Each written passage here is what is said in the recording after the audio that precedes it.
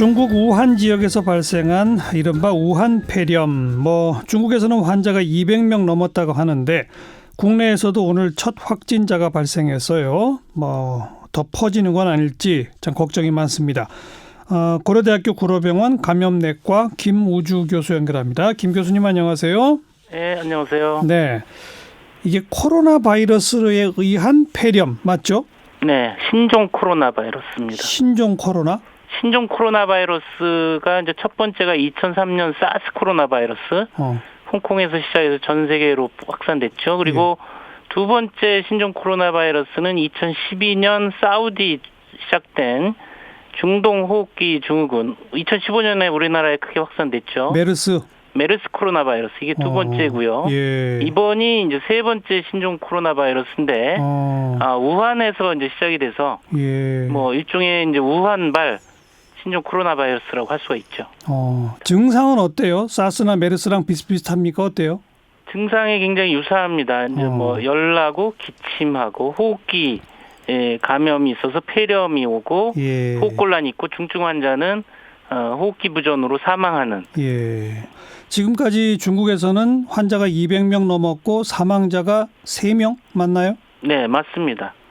중국 이외에 태국 2명, 일본 1명, 우리나라 1명 오늘. 그래서 205명인데 중국이 201명이죠. 205명이 지금 확진됐고 3명이 사망했기 때문에 치사율은 약 1% 조금 상회한다. 현 시점에서 이렇게 결론을 내릴 수가 있죠. 그 과거 메르스 때는 사망률이 더 높지 않았었어요? 메르스 때는 초기에는 사망률이 30% 20% 하다가 마지막에 이제 집계된 거로는 한 10% 정도로 집계가 됐었습니다. 네. 그러니까 그거에 비하면 그래도 현재 우한 폐렴은 현재까지 상황으로 봐서는 그만큼 메르스만큼 증상이 심하거나 치명적이지는 않다. 그렇게 말할 수 있나요? 지금 현 시점에 이제 환자 집계나 치명률, 치사율로 보면은 2003년 사스보다는 치명률은 낮다. 이렇게 할 수가 있습니다. 사스나 메르스보다는 낮다. 그나마 좀 다행이고 아직까지의 그 뉴스로 봐서는요. 네, 이제 국내에 첫 발생한 환자는 중국 여성인데 우한에서 바로 우리나라로 온 경우더라고요.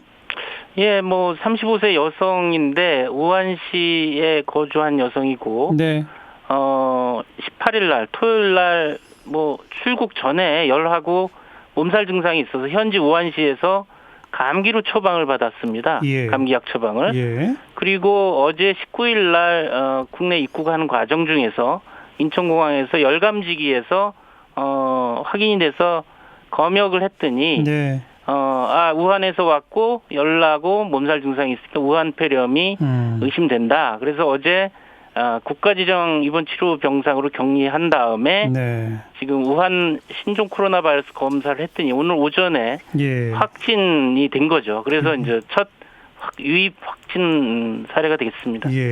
근데 그 관련 보도들 보니까 우한 지역에 어떤 특정 시장 거기가 문제인데 거기는 자기는 간 적이 없다. 이런 보도를 제가 봤거든요.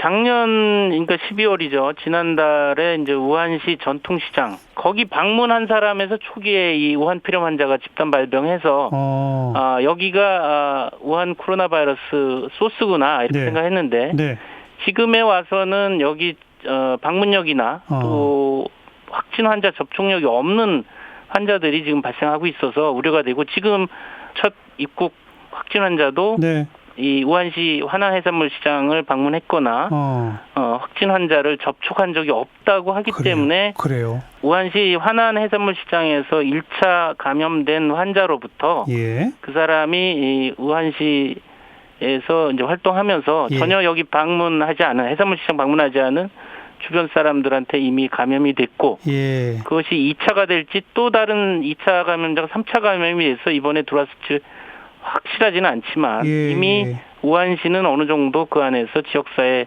사람 간 전파가 제한적이지만 있을 가능성이 있겠다. 그러니까요. 할 수 있는 거죠. 사람 간 전파 전염이 무슨 분비물이나 이런 것에 의한 접촉에 의한 건지 아니면 공기 중 바이러스가 막 퍼지고 있는 건지는 아직 확인된 바가 없죠. 확인된 바는 없는데 지금 그거 확인하고 뒤늦게 뭐 감염 예방 관리 조치해서는 안 되겠지 않습니까? 그렇죠. 그래서 이미 이제 세계보건기구에서는 예. 지금 우한 코로나 바이러스 폐렴의 감염 예방 지침을 일주일 전에 내놨는데 예. WHO 추정으로는 메르스와 사스와 준해서 기침할 때 튀어나오는 비말에 의한 호흡기 감염 전파. 네네. 그 다음에 손이나 이런 직접 접촉에 의한 전파. 코나 재채기하면 손으로 가리거나 예. 손으로 코를 닦잖아요. 예. 그 손의 바이러스가 접촉을 통해서 딴 사람에 전염되는 이런 예. 가능. 또 환경에 오염된 바이러스가 이게 이제 겨울철이다 보니까 코로나 바이러스가 환경에 이렇게 불방울로 오염돼 있어도 상당 기간 생존할 수가 있어요. 그렇죠. 시차를 두고 예. 지나가는 사람이 거기 오염되면 이 환자하고 직접 접촉력은 없어도 간접 접촉 전파로 해서 네. 감염될 수가 있기 때문에 네. 이런 감염 경로로 지금 추정하고 있고 이거에 준해서 감염 예방 가이드라인을 제시하고 있습니다. 네.